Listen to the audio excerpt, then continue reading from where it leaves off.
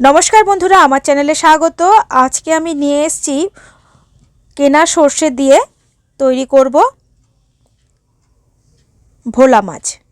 তার জন্য এই প্রথম একটা আমি টিপস দিচ্ছি, যেটা নাকি কেনা সর্ষেতে অনেকেই বলেন যে তেতো লাগে। সেই জন্য আপনারা কি করবেন, জল দিয়ে প্রথমে 5 থেকে 10 মিনিট ভিজিয়ে রাখবেন, একদম নুন দিয়ে। তাহলে কিন্তু আর তেতো হবে না। আর হলুদ দিয়ে এভাবে মাছটাকে ভেজে নিতে হবে।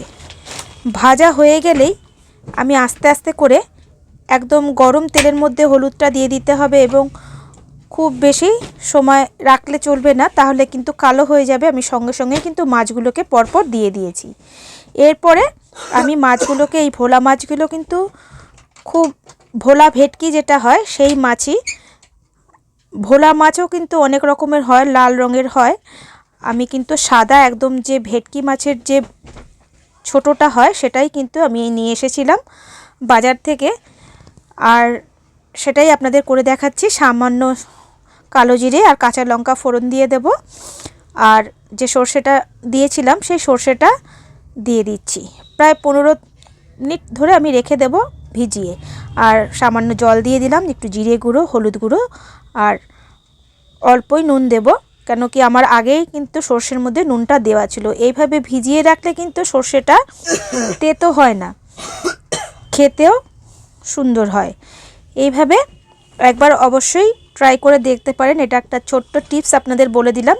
এবং অনেক আছে কাঁচা লঙ্কাও দিয়ে রেখে দেয়। এরপরে ভাজা মাছগুলোকে আমি ঝোলের মধ্যে দিয়ে দিলাম, ভালো করে একদম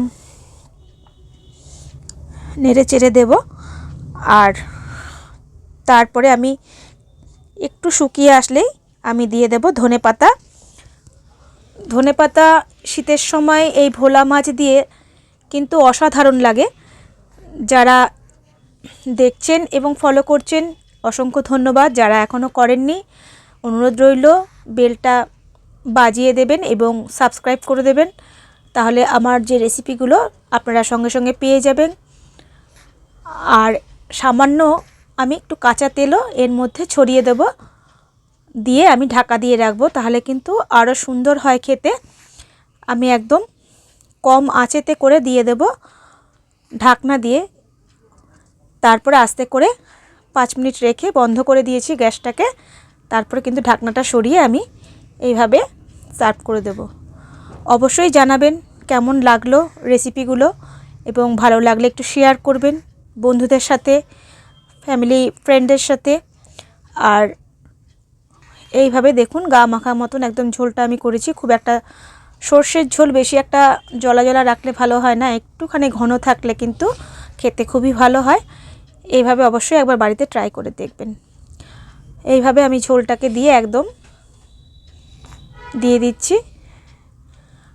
আর কিছু বললাম না, আমি আবার কোনো নতুন রেসিপি নিয়ে আসব, এবং আপনাদের কেমন লাগলো অবশ্যই জানাবেন। আজকের মতন ধন্যবাদ।